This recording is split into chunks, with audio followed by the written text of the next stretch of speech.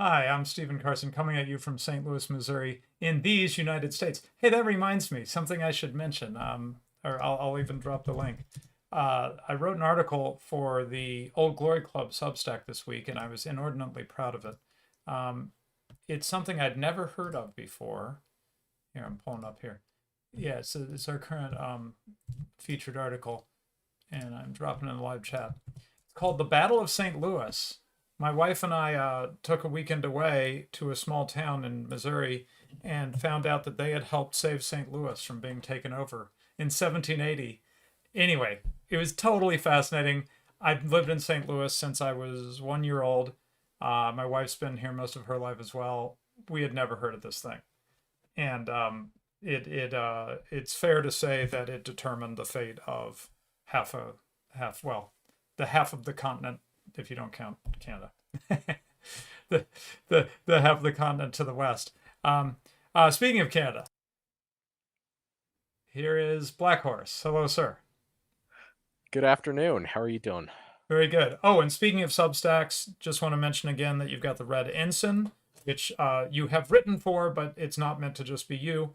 It is various Canadian writers talking about Canadian things, right? Yeah, we've got 4 articles up now. Two of them are from me. One of them is just an introduction. So we got a few pieces up there. Hopefully, we've got another piece coming later this week from another writer. So it's good stuff.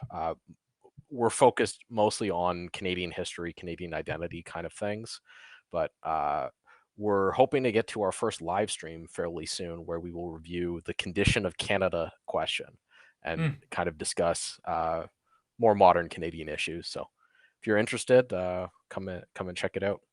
cool. And I have dropped a link to the Red Ensign, just the top of there's not too much to go through yet with 4 articles, so I just gave them the top of the Substack homepage of the Substack. There you go.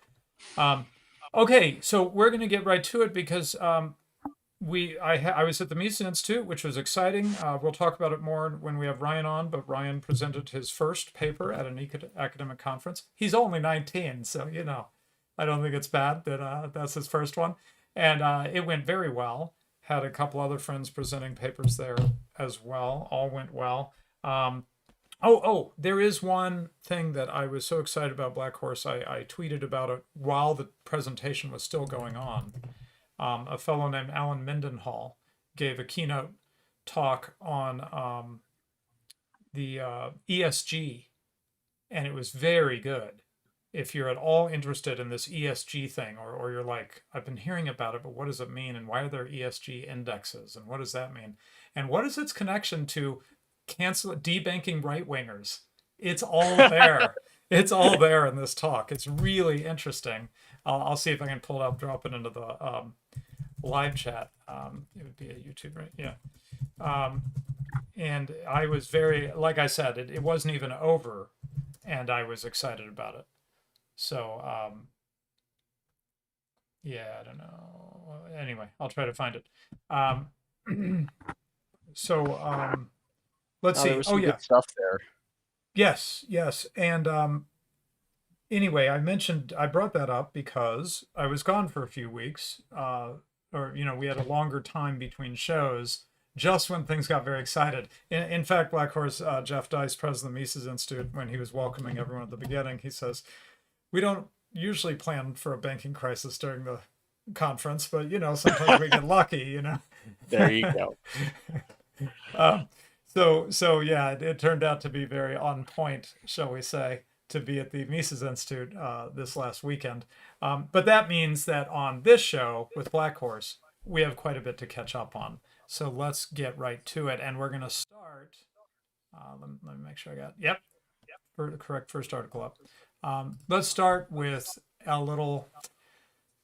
I would say this is a side note, Black Horse, but of particular interest to a lot of our friends, and that is that in the middle of all the wackiness, they're quietly, I don't know if it's quiet, but probably not being noticed by a lot of people.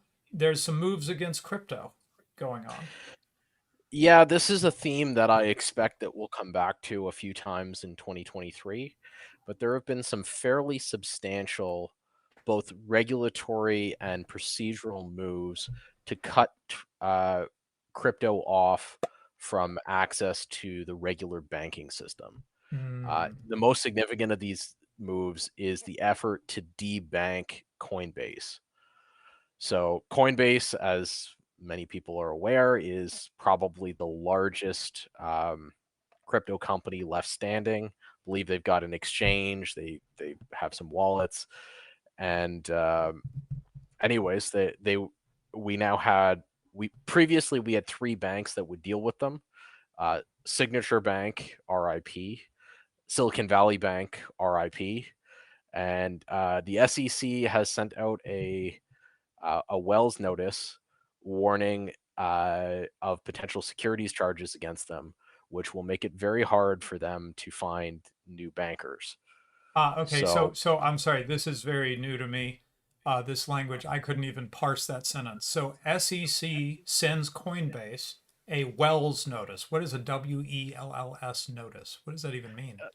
Wells is a uh, so it's a reference to a part of securities law related to know your client and money laundering.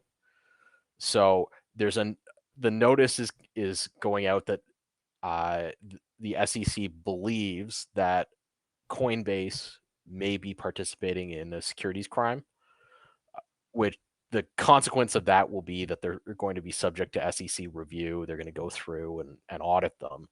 But that's that's the logical consequence. The procedural consequence of this will be that it will be very, very difficult to find a bank that's willing to take them as a client at the same time as the SEC investigation is going on, because their previous bankers, SVB and Signature, are no longer in business. So they're Mm. currently in the market for new bankers. And the worst thing to be going on while you're looking for new bankers is a regulatory investigation of your business. Right. Okay. So this is connecting to that Mendenhall thing I was thinking about. He kept talking about risk that under now I don't know, maybe the risk is genuine in this point, but under cover of risk, much mischief is done. Uh, right. This is you probably don't want to let that person bank with you. They seem like a risky person, Yeah, meaning we don't like them politically, right?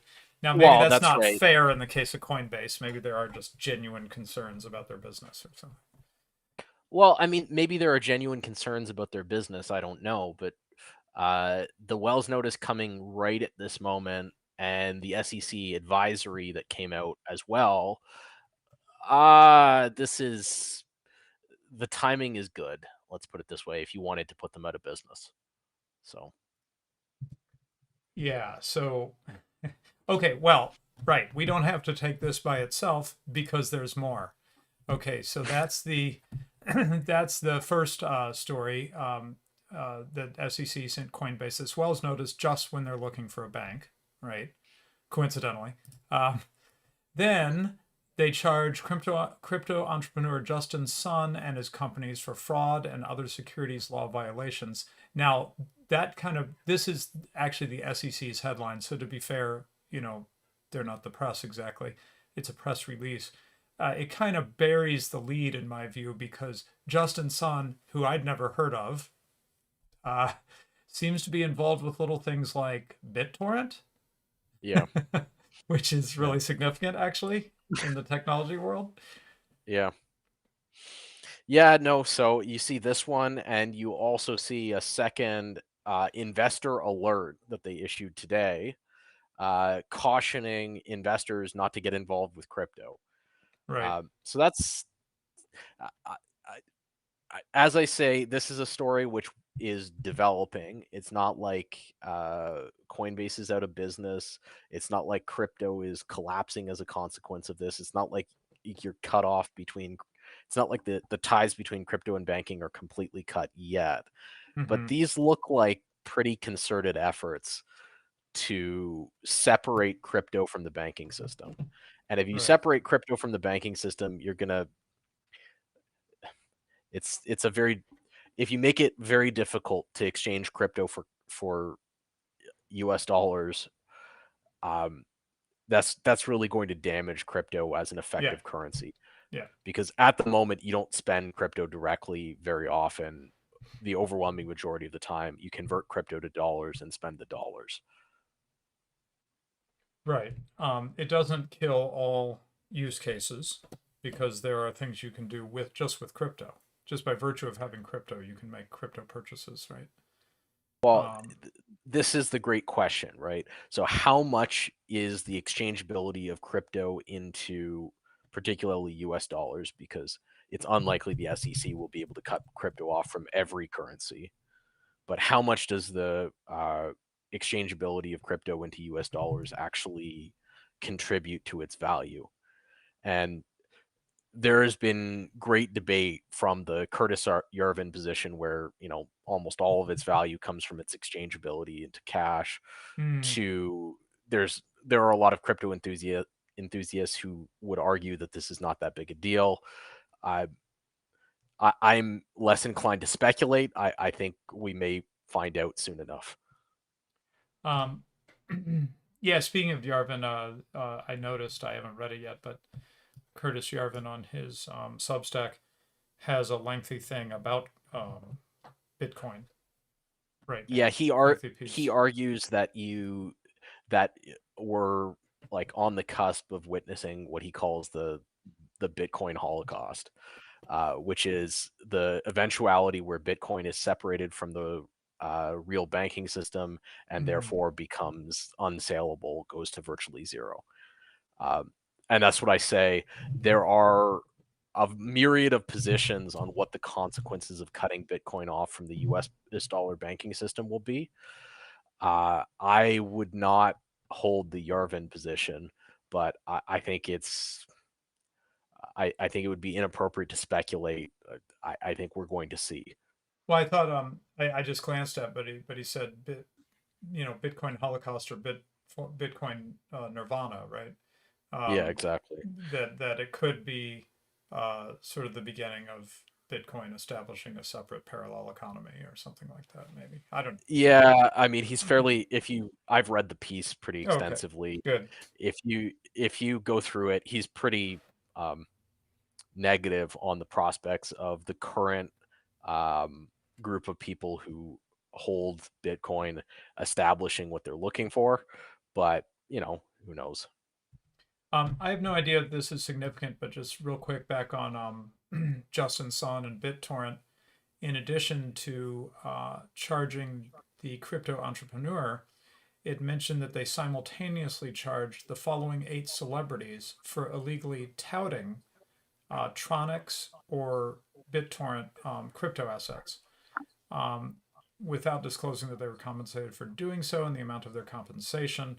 And I just thought mentioning a few of these names would be interesting. I don't know all of them, but I recognize the name Lindsay Lohan and Jake Paul Yep.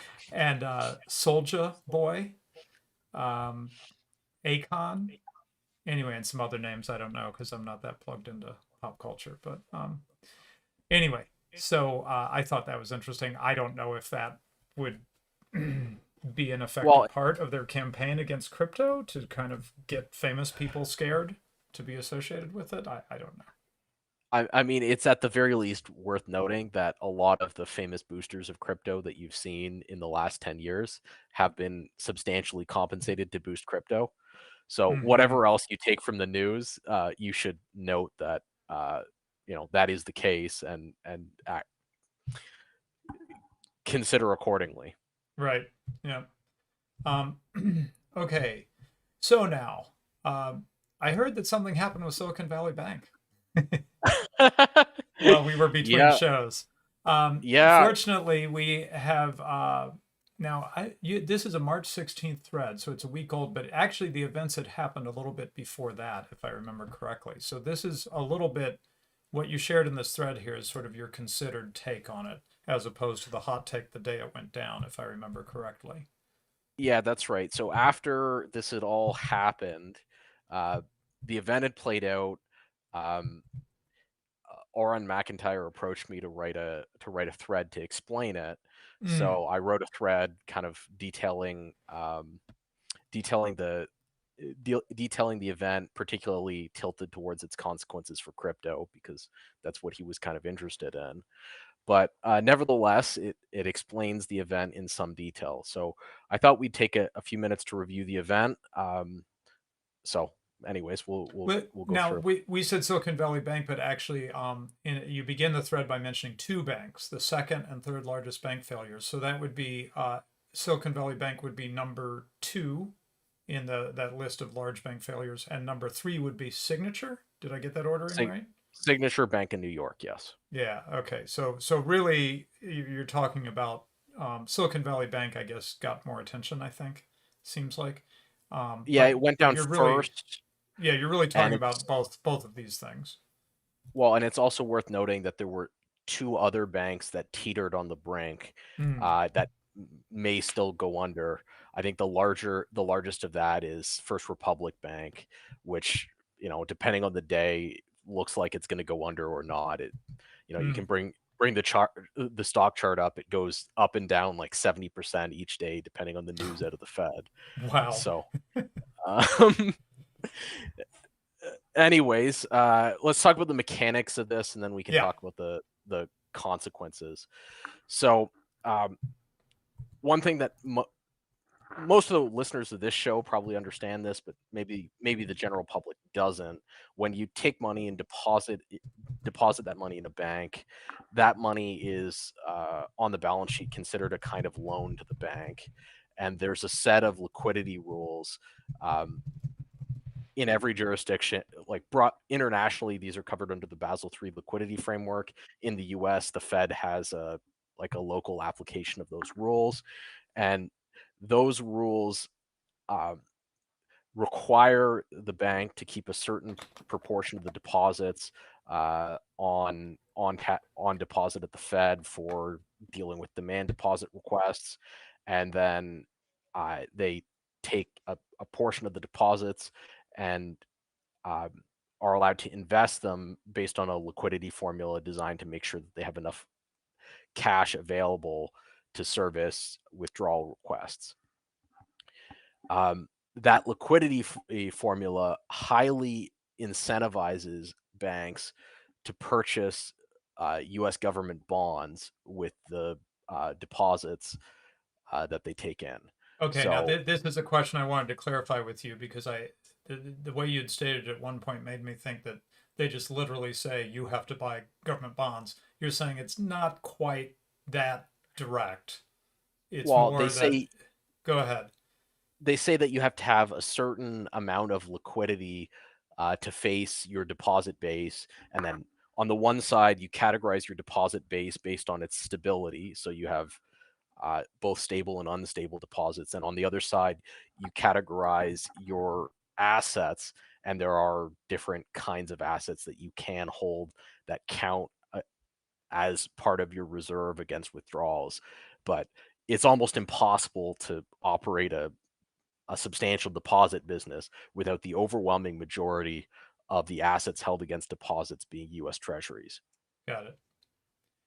Which wouldn't be a problem unless. Well, so your friendly neighborhood Federal Reserve, got out of bed one day and decided that they were going to raise interest rates. And when you raise interest rates, the price of bonds that are already in the market falls. And if you raise interest rates by a lot and very quickly, the price of the bonds held against deposits at all of these banking institutions drops a lot.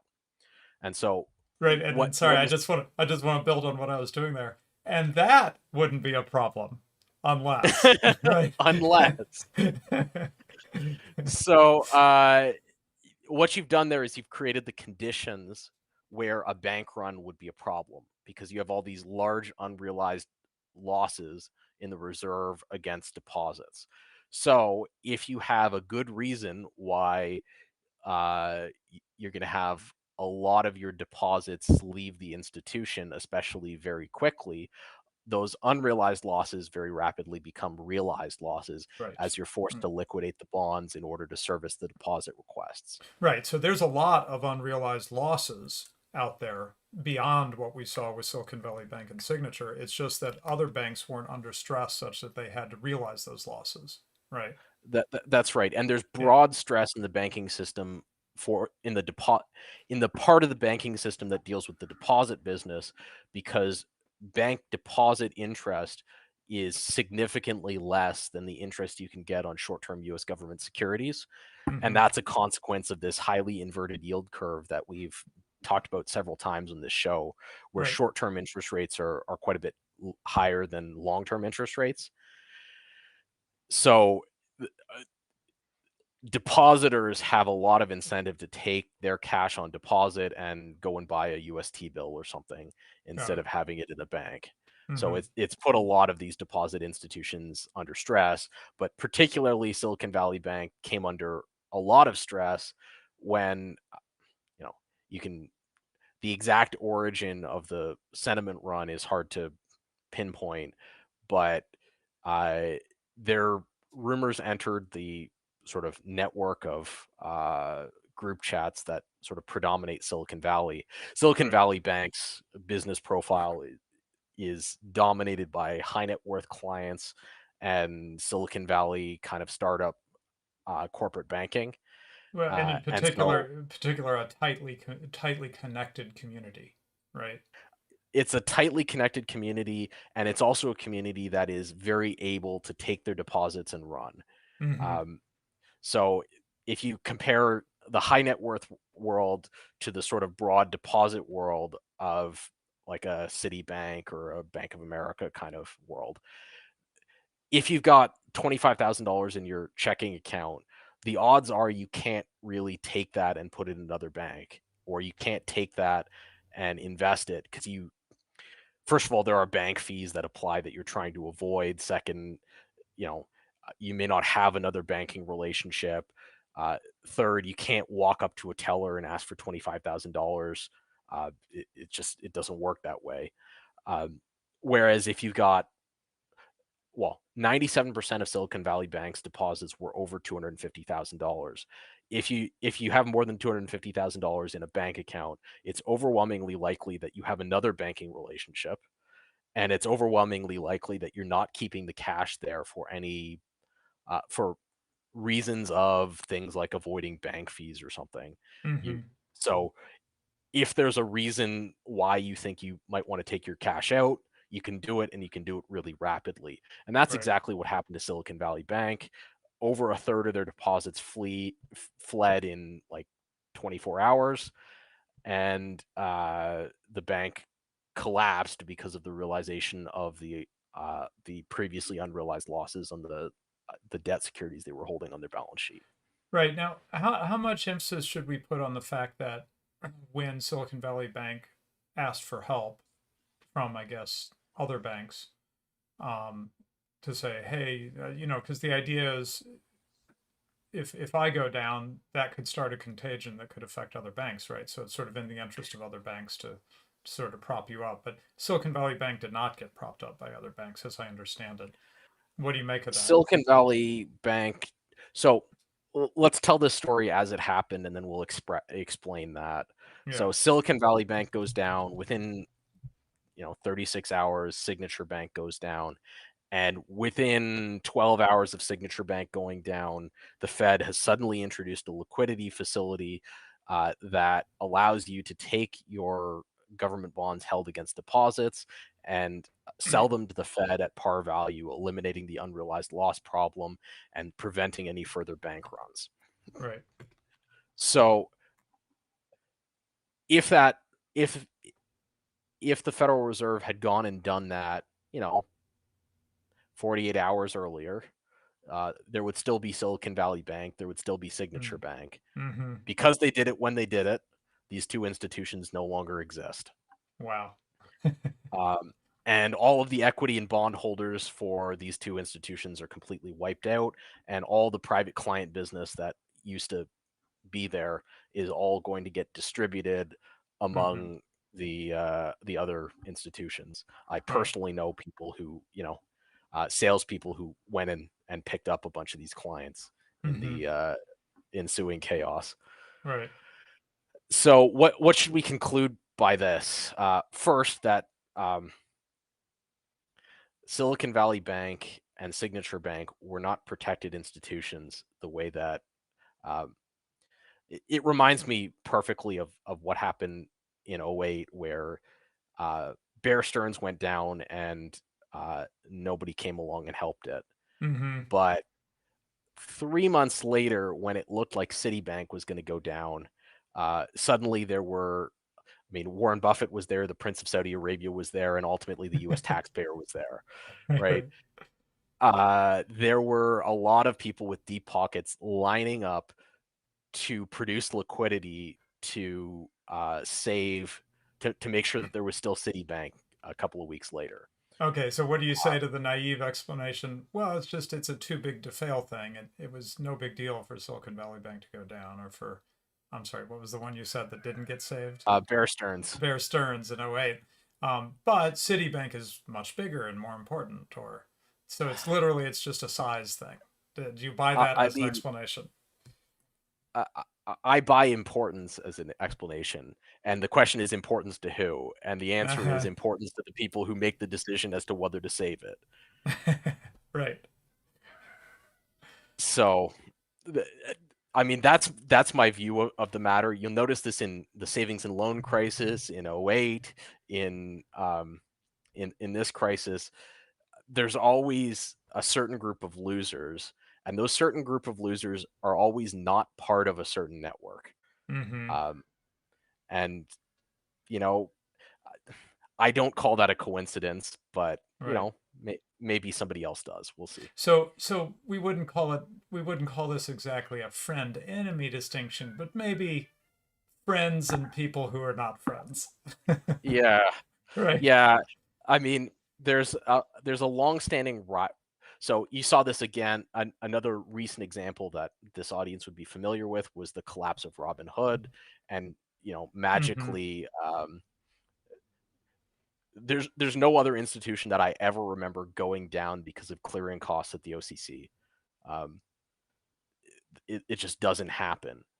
Um, but it happened to Robinhood, and it happened that a certain hedge fund scooped up the property as a consequence of the collapse. So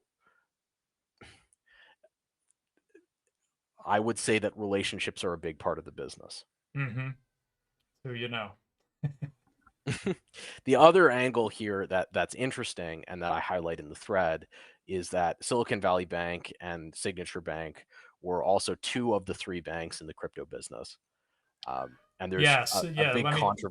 Let me jump in with what you highlighted in your thread from Barney Frank, who you would think would be pretty connected. He was a longtime congressman. Is he still a congressman? I don't know. He's still a congressman. He was on the committee that wrote the Dodd-Frank Act, which Right. is a giant, you know. As congressman said, I think part of what happened was that regulators wanted to send a very strong anti-crypto message.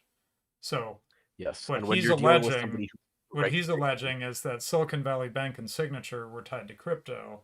The next banks that were going to go down were not, so they saved the ones that weren't, and they let the ones that were go.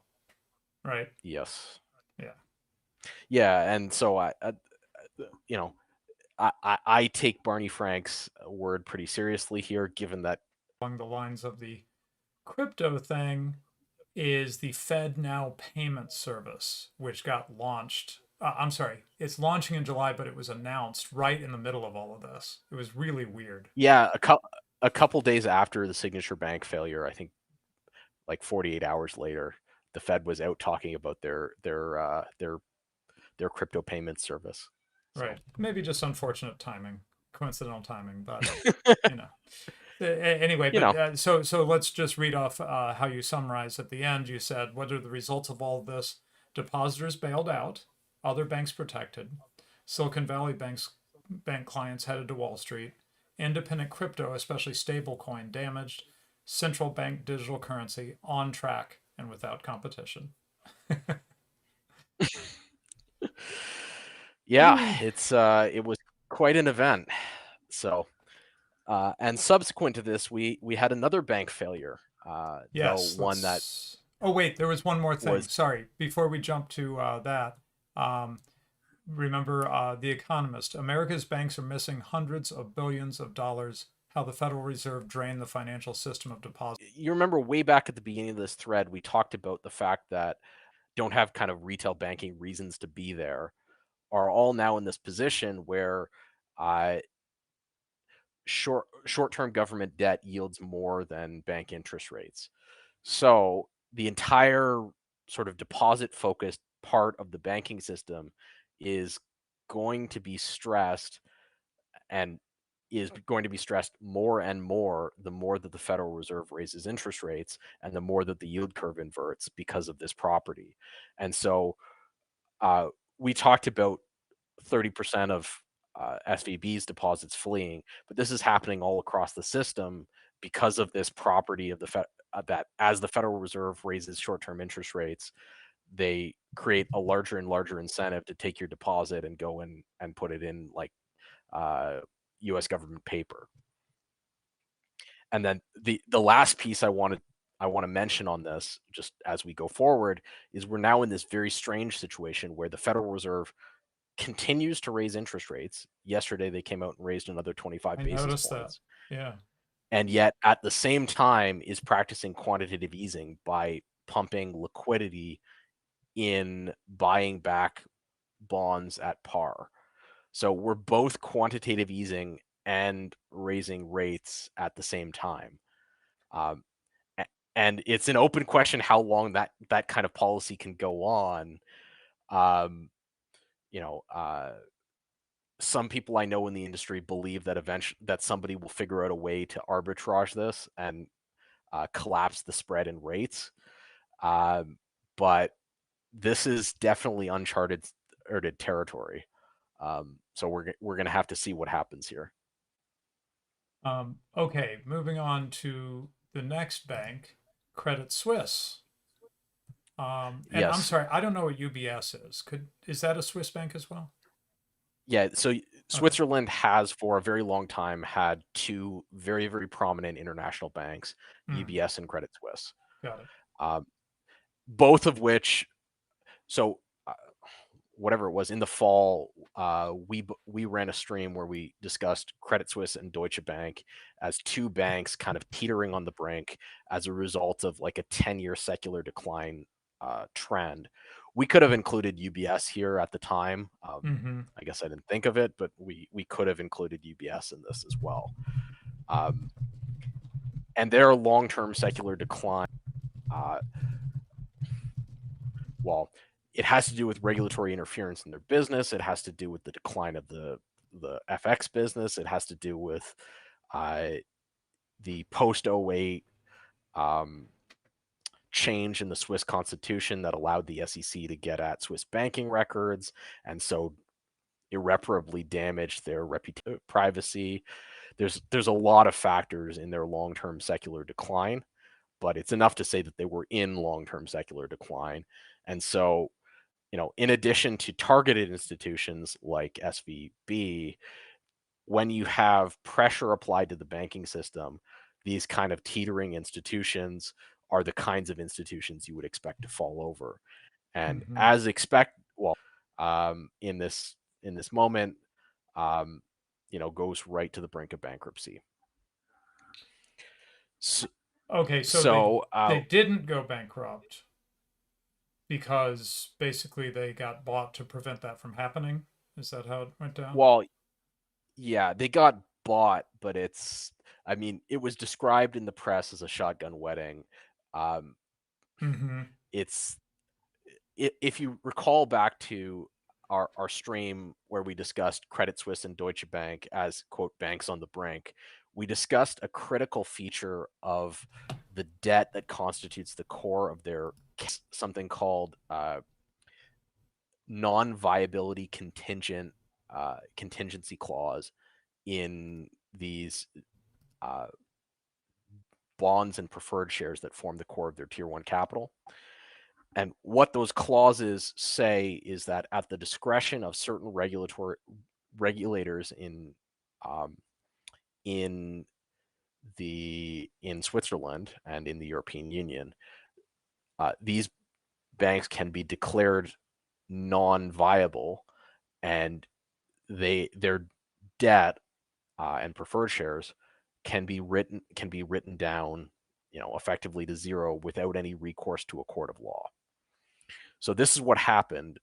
Credit Suisse teeters on the edge of bankruptcy. The regulators come in and write, I think it was $50 billion. What is it? Sorry, $22.4 billion worth of. Um, sorry, how much is it? Uh, Sorry, sorry. 3.2 billion you're talking about? No, I'm talking about the Oh, amount of bonds that they wrote down to zero oh, in financing, and so you're it's an acquisition, but it's an acquisition after a forced restructure by the regulator. And oh, by the way, if you happen to be a holder of one of these non-viability contingency debt securities, your debt security is wiped out in the acquisition, and you have no obvious recourse. I'm sure they'll try to sue, but you have no obvious from a company, and that company gets bought. The purchasing entity assumes the debt. So, in mm-hmm. an ordinary situation, Black Horse Corp buys Radlib Corp. Radlib Corp has outstanding debts to bondholders. No matter what the equity holders got in the purchase, I have to pay out your bondholders, you know, Mm-hmm. whatever they're owed, interest plus principal. So they're kind of first, They're first in line. first in line. Um, Yeah. and and if Radlib Corp or just goes bankrupt in bankruptcy court, the bondholders are first in line again for whatever the value that's recovered in sale of assets of Radlib Corp. Right. Now, when the regulators came and restructured and recapitalized Credit Suisse, Deutsche Bank, and several other banks during the European debt crisis that followed 08. So in Europe, there was um, first the '08 crisis, and then there was a these what were called non-viability contingency clauses that gave the regulators the right to, without recourse by process of law, write down these debt securities to whatever level they saw fit. So the bondholders of these securities, they passed from these securities passed out into the. Government debt or something. Oh, okay, I see. It was corporate debt, namely Credit Suisse corporate debt, that got wiped out. That's right. And so ordinarily, if you were a bondholder, either Credit Suisse would have gone bankrupt and you would have sued them in bankruptcy court and recovered whatever you could, or Credit Suisse would have been bought and the new owners would have paid you out. But this is the first test of non-viability clauses. And in the first test, it turns out that you as a bondholder get zero, even though the equity holder gets something. Mm-hmm. Yeah. So that So in I itself mean, is quite interesting. yeah. I mean, would Well, so not all corporate debt, and certainly not all uh, bank corporate debt, has non-viability clauses in it. So if you bought corporate debt in some, I don't know, what's a U.S. industrial Caterpillar, they make tractors, whatever. If Caterpillar goes bankrupt, you will still have all the same rights that you used to have.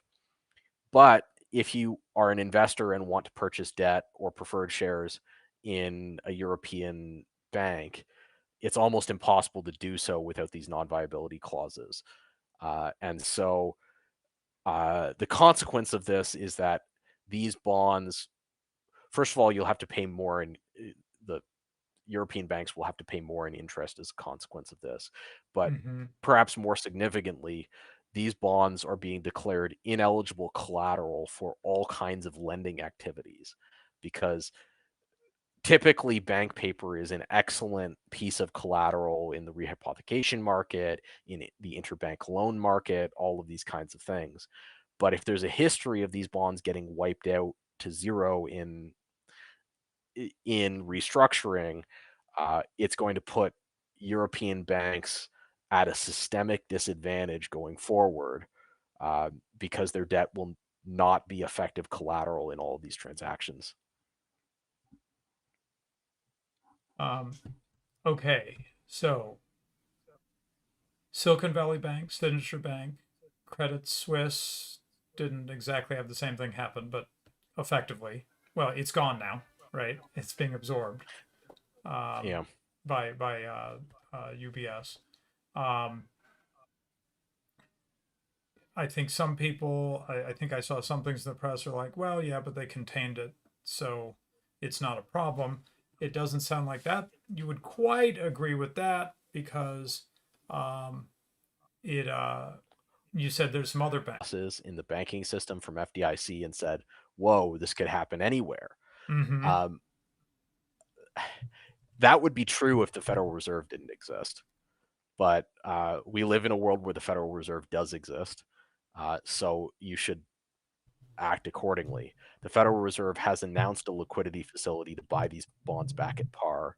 I Right. would anticipate that that liquidity facility will be as large as it needs to be in order to prevent a systemic banking collapse.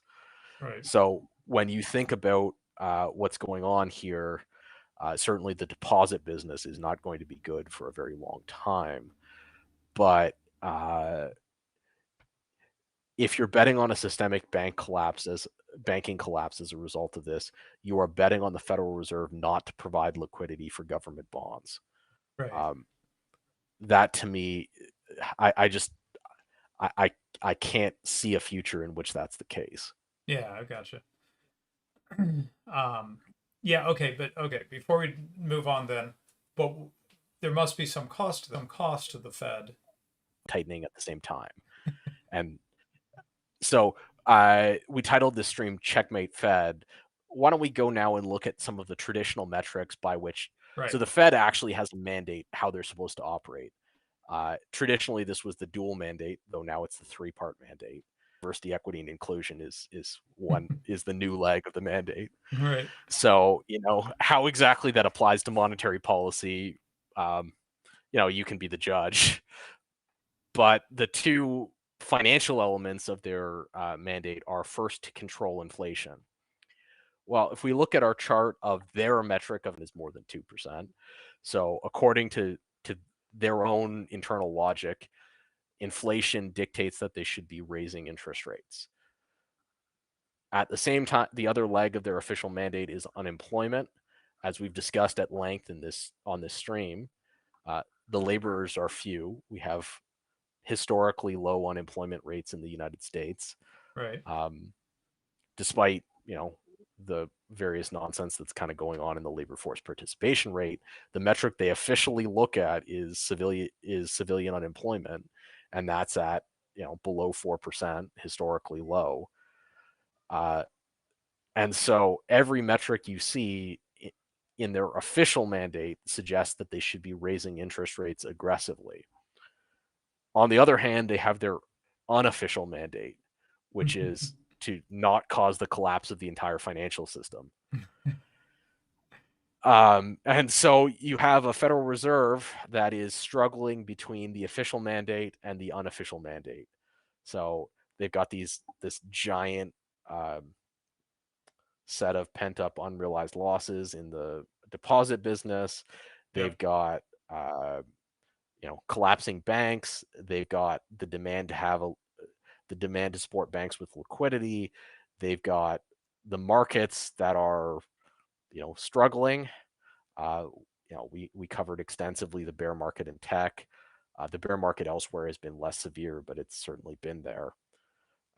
And so we now have a Federal Reserve that sees low GDP growth, high inflation, low unemployment, and banks teetering on the edge of a credit crisis. Well, there's no like textbook policy response to this. Mm-hmm. And so you have our friendly Federal Reserve um, with no obvious policy response, which actually contributes to the crisis because investors therefore have no confidence in what the Fed will actually do because nobody has any real sense as to what the rule book is for operating in this environment for the Fed. Right. Yeah, and I had drawn the analogy to stagflation in the 1970s, where you had both, in that case, I think it was high unemployment and high inflation. Am I getting that right? Yep. Yeah, High and unemployment, high inflation, low growth, all at the same time. right, and the idea was, well, you can usually just trade one off against the other, but when they're all like that, what are you supposed to do, right?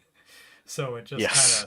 of what actually happened in the 70s is it just kind of trickled along with high inflation until Reagan was elected and Paul Volcker at the Fed basically took drastic measures, threw the country into a kind of forgotten recession in the early part of Yeah. Reagan's first term, but it stopped the inflation, right? But people forget that for the entire decade of the 1970s, the Fed was oscillating between high and low interest rates, and there Mm, were these radically volatile markets where some of the largest percentage drops in the U.S. equity markets in history occurred during the 1970s, um, and you had this massive bull market in gold as investors speculated that the entire U.S. monetary fiat policy would collapse. Um, as it turned out, that was not the case, but certainly, if you were a member of the U.S. regime, that would have concerned you. um, okay, and then you did have a Dow Jones chart at the end, but I didn't know why. Oh, part of the unofficial mandate of the Fed is to prevent massive market sell-offs. Yeah, yeah, Um, okay.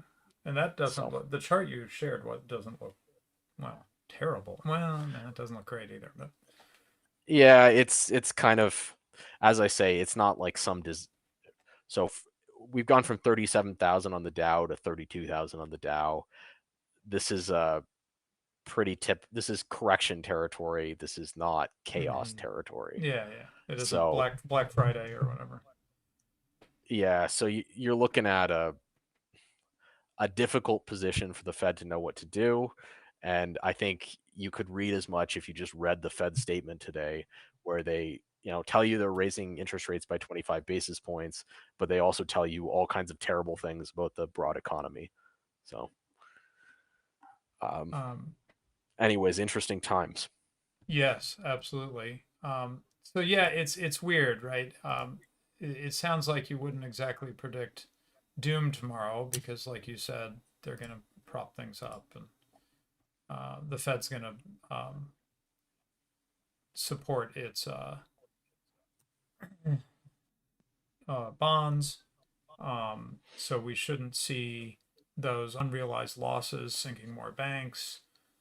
But there's also this sort of sense of an overall fragility, like this band-aid Yeah, today, this bit of duct tape today. but there's a large number of other systems. So actually, so it's an interesting moment. At the same time, as we've covered, interest rates really aren't the governing. Um, so raising or lowering interest rates won't affect the starvation of Western economies for energy. They won't affect the 3 million more people who have gone on to US disabilities rolls.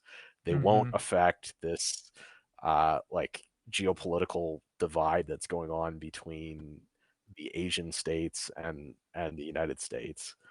Um, so there are a lot of structural factors here that um, I don't see that the Fed really has any power to do anything about. Um, another small story that this week that we could have covered is the shortage of antipsychotic medication in India, overwhelmingly, and suddenly the United States is in India's bad books as a result of the Ukraine war, and so there's a shortage of anti-psych meds. Um, you know, this is not the kind of thing you can affect with interest rates. This is the kind of thing that you need to that there are more sort of fundamental factors that need to be um, there are more fundamental factors that need to be addressed in order to start to repair this. I wanted to mention one more thing. I just remembered the other thing I excitedly messaged you about during the conference, which was a lecture by Nicholas Eberstadt, the other COVID crisis. He covered a few things, but one of them was that laborers are few puzzle that we had discussed on the show. And I probably need to go back through it to really compare like his takes to ours in a detailed way. But the thing that really I took home from it, and I shared a chart with you, is the NILF figure, the not in labor force. So this Yes. this is something that might surprise a lot of people. NILF, not in labor force, are not captured in the unemployment stats. Unemployment stats are like people who recently were working or people who are looking for work, right? It's something like that. They define it in such a Yeah. way that it's not what you would think, which would be just like people who are not employed. The term unemployed makes Yeah. you think it's about people who are unemployed. That's not what it's capturing exactly. It's You have capturing to be something else. actively looking for works. You have to be actively looking for work and on a certain kind of government benefits in Right. order to show up in the unemployment statistics. Right. So this not in labor force. So the unemployment stats, as we've seen, kind of hop around, but and will look low sometimes. Like right now, they look quite low. But what he Eberstadt pointed out is that the NILF, the NILFs, the not in labor force, has been going up for a very long time. Very long. What was the beginning of this chart? 1965. And he drew a pretty straight line from 65 to 2023. Some ups and downs, especially during the COVID stuff.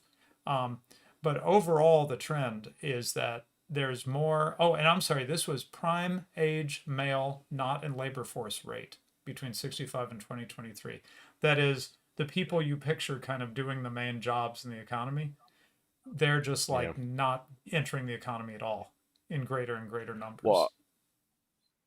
and one of the things that surprised me about the paper was how long you were able to draw the chart back, Yeah. showing the decline in participation of prime age men in the economy. This is like a long running and very severe social problem in the United States. Um, and again, these are the kinds of things that an institution like the Fed is sort of powerless to do anything about, because whatever you think the reason for for prime age men to not be in the workforce, I guarantee you that interest rates are not the reason. Right, right. And he talked about, I'm not talking about what's cause and what's effect here, but he talked about a number of dark trends, growing use of pain medication, decline in teens having summer jobs. There was a time when like most teens, if I remember his figures correctly, you go back to Yeah, the 40s or 50s or whatever, most teens did summer jobs. Now it's become yeah. very, very almost rare for a teen to have a summer job. Well, what does that mean? That means they don't gain. I don't know that we have a great word for this, but there's this set of skills of just going to a job and being there regularly and showing up and doing at least a minimal effort, right? Well, Um, and learning not to, get fired by your boss for flipping him off or something like. yeah, yeah, just all those sort of the skills, all the skills that those of us who work sort of don't even think about anymore. But some people really are not capable, and I've known such people working in the inner city and stuff. There are people who just are not capable of what we take for granted, just being there every day, more or less getting along with your coworkers, all that kind of stuff, right? Basic job skills. Um, the long run trend seems to be away from people even starting to develop those skills. And so you Yeah. find young men who are in 25 or whatever, which should be when they really began contributing productively in a major way to the economy. They're not even working at all. They've never entered the labor force. They're 25 years old. They've never even tried, you Well, know? and you think about that from a social point of view, most people form habits that will dominate their entire life, in their between the time they're 16 and maybe 23, 24. So if you don't enter the labor force in a serious way in that period, there's, I mean, I don't Yeah. want to over project, but there's a lot of risk that you'll never develop those skills and become, part of the dependent class, which is a very dark trend, whatever Yeah. else is true. Yes, exactly. I mean, to me, I mean, maybe this is overstating it, but if you were going to look for a measure of like whether a civilization is falling apart before your eyes, the young men just not working would be a pretty good measure to look at, right? Yeah. I mean, Yeah, there's a if bunch of that things if you'd look at. yeah, You'd look at like the number of people who volunteer to be in the army. You'd look at like mm, fertility rates. You'd look at, but male workforce participation. That is that's a big deal. right. Yeah, because we talk about egalitarianism and all that, but when it comes down to it, as far as I can tell, there are certain jobs that only young men do. You know, Yeah, yeah, women want equality in sort of high status jobs, but there's a lot of yeah, just dirty, hard, risky jobs that are basically done by men and especially young men. And if they stop doing them, you start having basic problems like you don't have electricity to your house and stuff, yeah. right? Yeah, like the sewers don't work because nobody, there's some poor guy who goes down there and like cleans the clogs out. And if he Right. stops working, he stops working. It's real bad real quick. And it's third Um, world time. Yeah, yeah. Exactly. a- Sewage backing as up. as Jordan Peterson says, plumbers save more lives than doctors, and he's not wrong about that. Right. Okay. Well, the technical problems have been frustrating to me through much of the latter half of the show, if not more. We were just dropping frames like crazy. Suddenly it's fine again. I don't know what it means, but I'm going to call my internet service provider. Unfortunately, what usually happens is they say, it looks fine right now.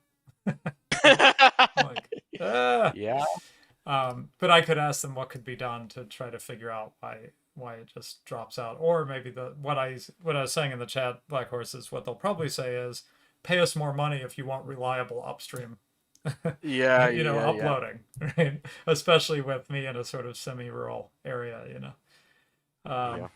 Okay, cool. Well, thanks very much.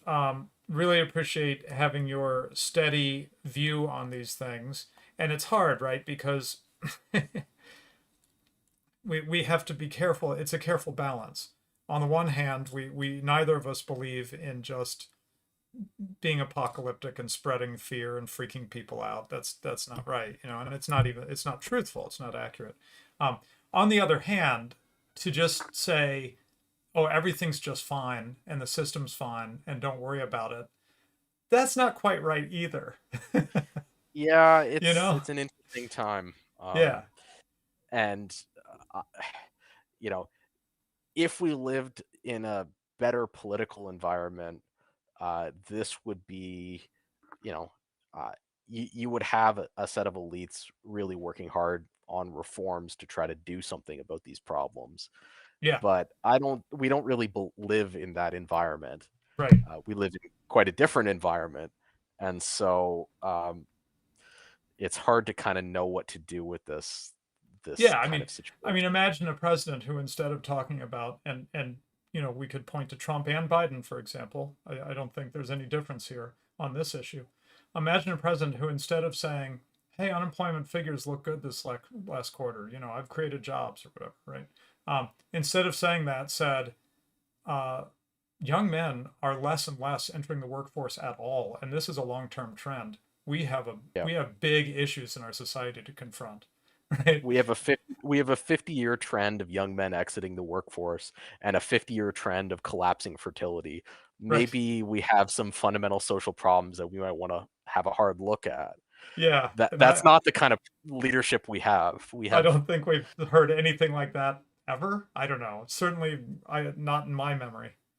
Yeah, I'll be waiting with bated breath for Justin Trudeau to come out and talk about the the crisis in young men. So, the fertility crisis. Yeah, yeah. well, right after the she session. So, The yeah. Oh, and that's a funny thing because and maybe I'm being unfair here, but I think that is where, say, the leadership of China might actually pay attention to something like that, where the leadership in the West tends not to. And maybe I'm giving them yeah, too much credit, but that's kind of my impression. yeah. I mean, love them or hate them, at least both the leadership of China and the leadership of Russia seem to care if their civilization continues. Um, Ours you know, don't. real high bar for quality, but Yeah, yeah. Um, okay, well, I was letting us chat a little bit because finally people can hear us without it being choppy. So, oh and of jeez. course, I have this hope that somehow magically, even though it was choppy during the stream, that it'll be okay, like in the later version. But that's not really true. I mean, I'm broadcasting, so if I'm not getting the frames to YouTube, then they don't have them. You know, uh, it just there's no magic here. I don't think. Yeah. But anyway, excellent Black Horse, and we continue. I mean, I don't even have a running list. We kind of know them in our head, right? But we continue to add to our running themes as we go. Now we have this theme, which I think is of particular interest to a lot of people in our sphere, a lot of our friends, that the government, we kind of thought it might happen someday, but now we see the US government taking moves that are really concrete, really we can point to with press releases and so forth against crypto, or against the at least against the connection between crypto and banking. Let's put it that way.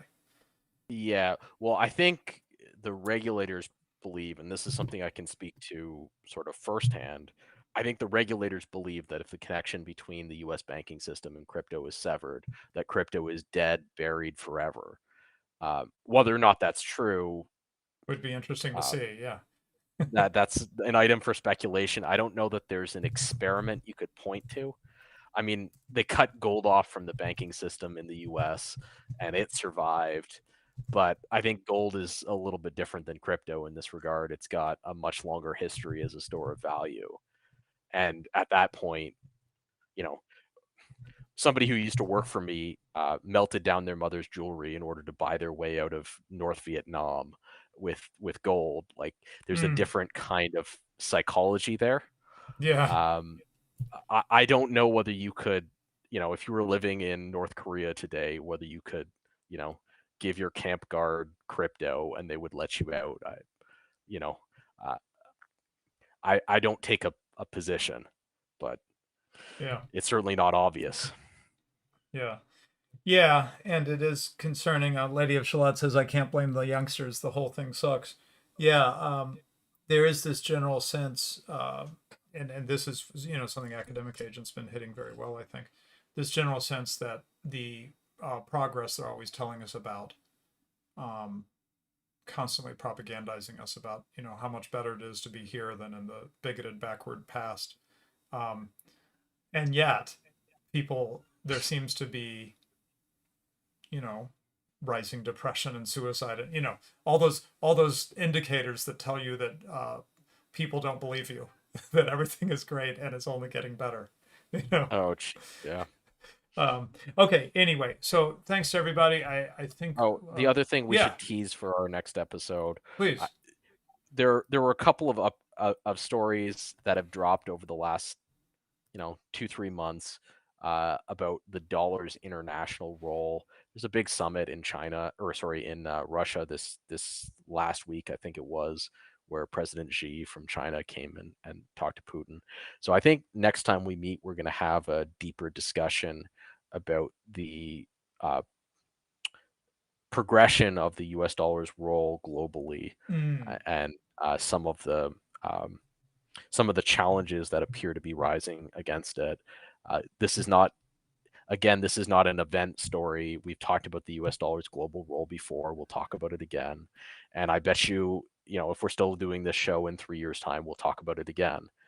Um, but it, this is something to pay attention to because it has profound consequences for all of us.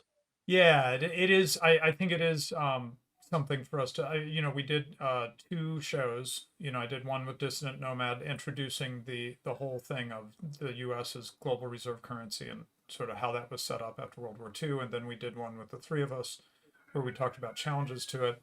And it might not be that one day we wake up and go, the U.S. is not the global reserve currency anymore because something catastrophic happened or something dramatic happened. It might be death by a thousand cuts, but because the nature of our show and the nature of the significance of that shift, even if it is sort of gradual, we kind of want to keep track Yeah, of we're those going to cover. thousand cuts as they We're going go, to as they cover those happen. 1,000 cuts. Right, Um, exactly. Because I think it's gonna the important point of covering it as it happens is we'll get to certain events that are probably going to really surprise some people. But if we're watching each of these developments, we won't be surprised because we'll have seen all the pieces that lead up to it and like suddenly kind of come together, right? that's right. The Yeah, dedicated viewer of this show would not have been surprised at the Credit Suisse bankruptcy this week. right, Um, exactly. Yeah, and we keep hitting this on Twitter. The dedicated viewer of this show has a large number of events that have occurred that they should not have been surprised about. yeah. And if in 2030 suddenly the U.S. dollar's not really the world's reserve currency anymore, the dedicated viewer of this show will have tracked it for 10+ years. Exactly. Watched it as it unfolded. Yeah. Um, okay. Anyway, that is a great topic. I think because of some very recent developments, even though we didn't talk about this that long ago, those two shows, but I think enough has happened on that particular theme that we do need to to discuss this next time. It's pretty interesting what's developing, and as you said, could add up to nothing, or it could be another step on the road in this story, this unfolding story. So. Okay. Thanks, everyone. And I guess we're done. We'll see you all next week.